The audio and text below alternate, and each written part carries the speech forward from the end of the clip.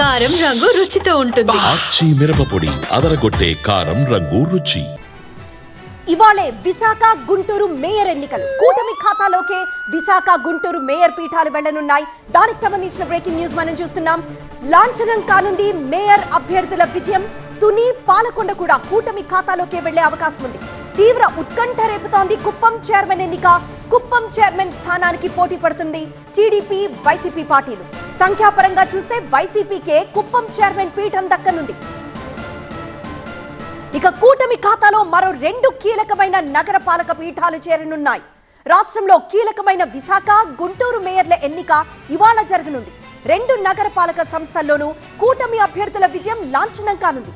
ప్రస్తుతం 96 మంది కార్పొరేటర్లున్న జీవీఎంసీలో TDP, Janasena, BJP కూటమికి 63 మంది సభ్యులున్నారు. ఎక్స్ అఫీషియోను కలుపుకుంటే కూటమి బలం 74గా ఉంది. దాంతో విశాఖ మేయర్ కూటమి అభ్యర్థి పీలా శ్రీనివాసరావు ఎన్నిక లాంఛనమే కానుంది. ఉదయం 11 గంటలకు మేయర్ ఎన్నిక నిర్వహించనున్నారు. మొత్తం 111 మంది సభ్యుల్లో కనీసం 56 మంది హాజరైతే ఎన్నిక ప్రక్రియ ప్రారంభిస్తారు. పోటీలో ఒక్కరే ఉంటే ఎన్నిక ఏకగ్రీవం కానుంది. ఇక గుంటూరులోను కూటమి మేయర్ అభ్యర్థి కోవెలమూడి నాని అలియాస్ రవీంద్ర విజయం ఖాయంగా కనిపిస్తోంది. గుంటూరు కార్పొరేషన్ లో ప్రస్తుతం 56 మంది సభ్యులుండగా కూటమి బలం 29గా ఉంది. ఎక్స్ అఫీషియోతో కలుపుకుంటే కూటమికి 34 మంది సభ్యుల బలం ఉంది. ఎన్నికల్లో 46 డివిజన్లు గెలుచుకున్న వైసీపీలో ప్రస్తుతం 27 మందే ఉన్నారు. ఎక్స్ అఫీషియోతో కలుపుకొని వైసీపీ బలం 29గా ఉంది. కూటమికి స్పష్టమైన ఆధిక్యం కనిపిస్తున్నప్పటికీ వైసీపీ తరపున మేయర్ అభ్యర్థిగా బరిలో ఉన్నారు అచ్చాల వెంకటరెడ్డి. ఇక తీవ్ర ఉద్రిక్తతకు దారితీసిన Tuni municipality chairman, vice chairman ఎన్నిక కూడా ఇవాళే జరగనుంది. 30 మంది సభ్యులున్న తుని మున్సిపాలిటీలో ప్రస్తుతం కూటమికి 17 మంది, వైసీపీకి 11 మంది ఉన్నారు. ప్రస్తుతం ఉన్న బలాబలాల ప్రకారం చూస్తే కూటమి అభ్యర్థుల విజయం ఖాయంగా కనిపిస్తోంది.